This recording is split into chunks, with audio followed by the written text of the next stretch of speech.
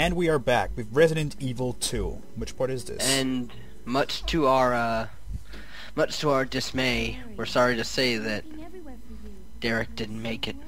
Oh. Unfortunately, he had a pretty bad incident with, the liquors.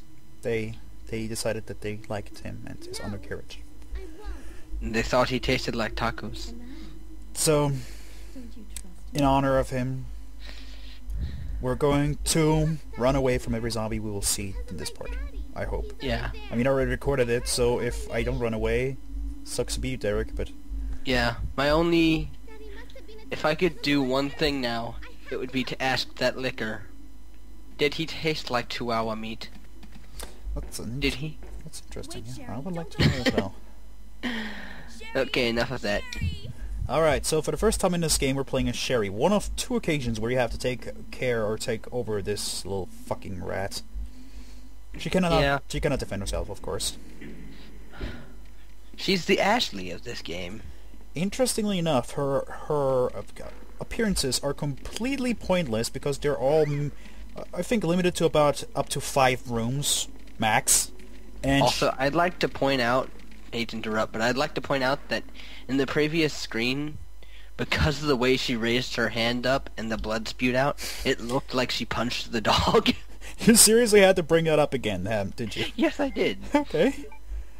And I just want to question this. I know you don't usually do that, but where is she keeping those grenade launcher ammunitions? Like, where's she putting them? In her shirt? No. No. Those are too big. Whatever. Not really. They're grenades. They're probably about the size of... No. They're carried in these green little bags. So they should stick out. Ow. Well, see, that's the thing. It's 3 grenades from what it looks like, and they're in a bag. A grenade's about the size of your fist, so that could easily be concealed in, like, a shirt or a skirt or something. Well, you'll see what I mean after she throws them over to Claire. And, by the way, I decided to cut this part where I shoved the boxes, because first of all, it took some time. Second of all, her climbing up on the boxes and climbing down again takes so much fucking of your time that I just decided to not bother with it. And you could have been really funny right here and used Benny Hill. Sped up the video, use Benny Hill. I was thinking about that, but then I was like, no, because that joke has been just done to death. Yeah, it kinda has, but I don't know, it never seems to lose its charm for me. Also, I don't even know why Sherry is so important. Like, she's made such an important plot point in this one that Leon and Claire have to take care of her. And then after Resident Evil 2, she's never heard of again. See, in Resident Evil 6, which, if we follow the usual Resident Evil theme of 2 years between each game, 1 to 2 years, she'd probably be about 16, 17 by the time Resident Evil 6 rolled around, right? Probably. So she could probably be used as a plot point for the game. Like, maybe Leon goes and he wonders how Sherry's doing. No, dude. They already used Leon in Resident Evil 4 in Degeneration. It would be too soon to bring him into a game again. Dude, they're bringing him back for the next Resident Evil CGI movie. Oh my god. Yeah. Well, I hope that... I think the next one is Damnation. Well, I hope that they fucking bring Rebecca and Billy back at some point. I know. Rebecca and Billy were like... to see Billy kick some ass. Rebecca and Billy were my favorite team up of them all. They had kind of a chemistry going on. Yeah. Where everybody else, like Claire, Leon, and you know... Look, that's what I meant. This box is bigger than her chest. It would stick out. But yeah, what I meant is that the other characters that were put together in a mix were kind of... It just didn't fit right, or storyline, like, they just, ran past each other. But Billy and Rebecca, because they had to work together, they had a chemistry going on, and it was really interesting.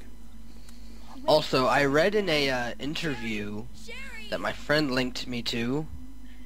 If the viewers ask, I would gladly find it and link it in the comments. But it was an interview stating that they actually were thinking about, if they make another Resident Evil game, they probably will, they might consider putting Alice from the movies into it. No. If they do that... My exact response. If they do that, I will not buy that game. that has been it. I'm already pissed off at Resident Evil 6 because Resident Evil 5 because I want my old zombies and my old tank kind of controls back, Yeah, and now they bring but, fucking Ellis. Are you shitting me? Basically, what I know a lot of the hardcore fans are gonna hate me for this, but one of the characters I would really like to see return is Krauser. Okay. Just because, according to Derek, I've already told the story about how I got into the Resident Evil series, which was by watching someone play Resident Evil 4. I saw the knife fight, and I thought Krauser was the ultimate badass. Because, you know, when guys think ultimate badass, they think of a really pumped up guy with an arm where claws come out and knives. And, Yeah. I'd also like to see, I know he really had no purpose, but I'd like to see Hunk. He was cool. No, Hunk never had a purpose, just for being awesome. Yeah, Hunk was just kind of there. I'd like to see him appear in a game again. Interestingly enough, did you ever notice that, like, I think the knife Krauser wields in the fourth game is kind of too small for his body? Kind of looks ridiculous. The same problem you have with Chris in Resident Evil 5 and his beginner gun. It's kind of way too small for his body. It's like, what the fuck? Yeah. I read an interview that they actually wanted to give him a bigger gun, but the creators were like, no, this gun is too strong for the beginning. You can't give it to him. I was like, what the fuck? Yeah, but like, I would love to see more of the knife fight, more of the Resident Evil 4 QuickTime events. No, get the fucking QuickTime out of my game. No, I liked those. But, I mean, I will say Resident Evil 4 kind of used them more than is appropriate, but... That knife fight was so many fucking QuickTime events in just one scene. No, thank you. I don't need that again. No, the thing is, like, give it the usual tank controls of the old games, because I like that, but whenever heavy action is happening, keep it fast-paced with some QuickTime events. I gotta say, my favorite kind of first-person, over-the-shoulder kind of thing, like Resident Evil 4, must still be Dead Aim. Resident Evil Dead Aim. I like that game. It was kind of like Never played Survivors. Yeah, it's a kind of hated game. It's in the Resident Evil Survivor series, which is really, really hated by the fans. Yeah. But I really Kinda liked like it. Outbreak. I hate Outbreak. I liked the second game. The first one was a little bit too clunky. Never played online, though. Would have loved to see how that worked out. Yeah. Running around. Okay, guys, I got the herbs. The others like hog all the shotguns. Okay, you be the healing bitch. Wait, no! Give me that grenade launcher. Oh, God. Also, what I really would have liked, What? full-fledged co-op in Resident Evil Evil 0. That would have been so fucking awesome. I know, I mean, it's on the GameCube too. Just plug in another controller.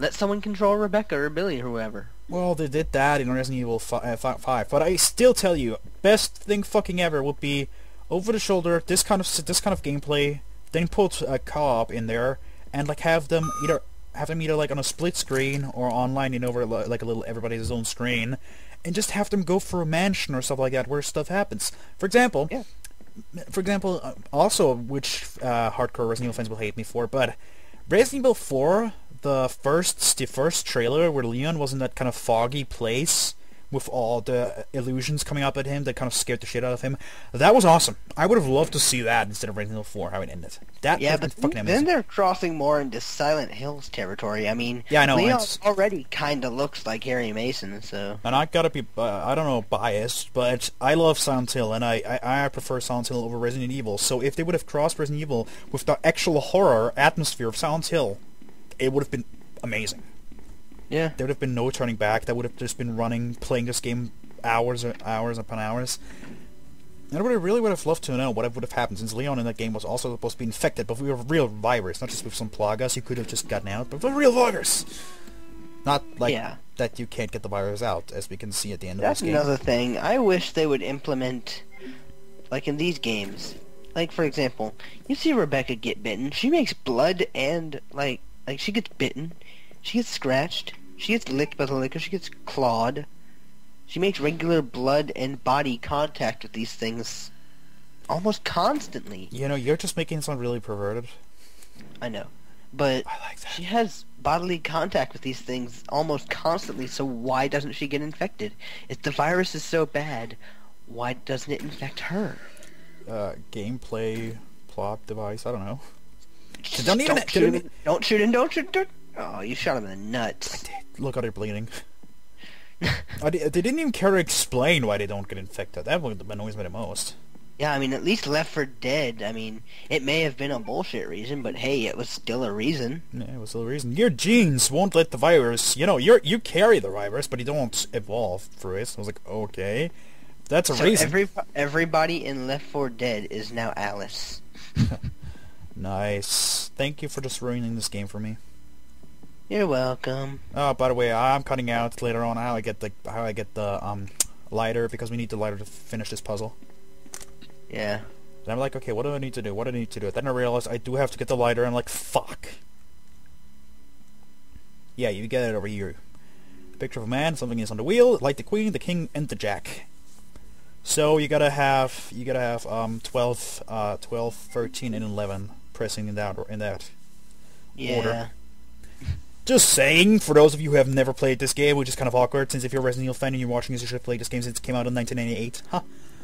Wait, wasn't 1998 when the original grisly murder started, as Chris says in the opening? No idea.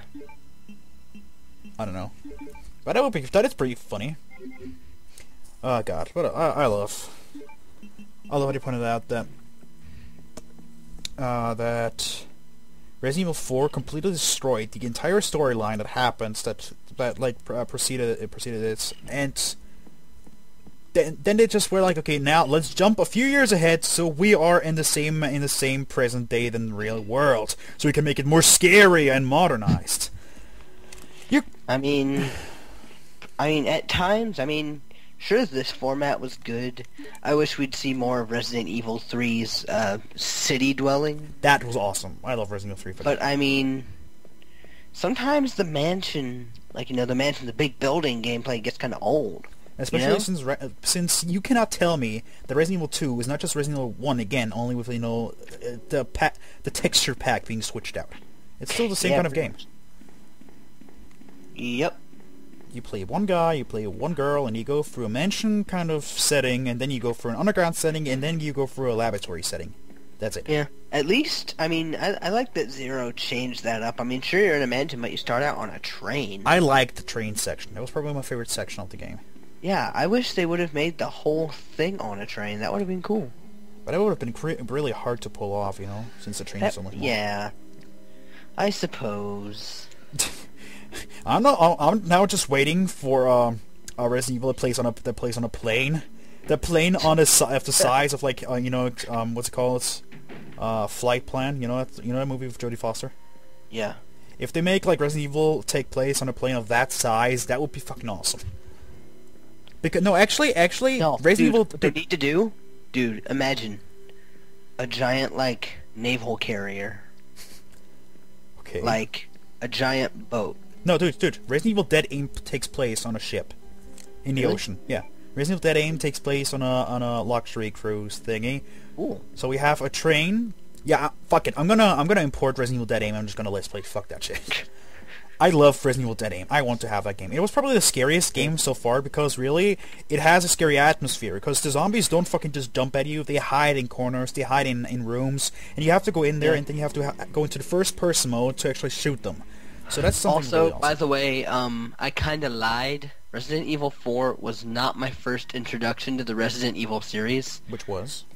However, it was the first time I'd ever known that it was called Resident Evil because, when I was younger, about I think 8 or 9, I went down to my uncle's room and my uncle, who babysat me quite often, had just bought the very first Resident Evil.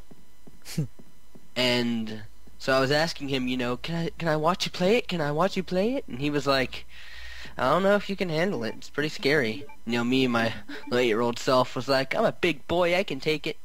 And I didn't last 5 minutes. The moment that FMV zombie head turned and looked at the screen, I was like, oh my god! Shit pants. Okay, the part's gonna come to an end soon. Well, with that, we'll leave you, and we'll see you tomorrow on the next part of Resident Evil. Good night, and Godspeed.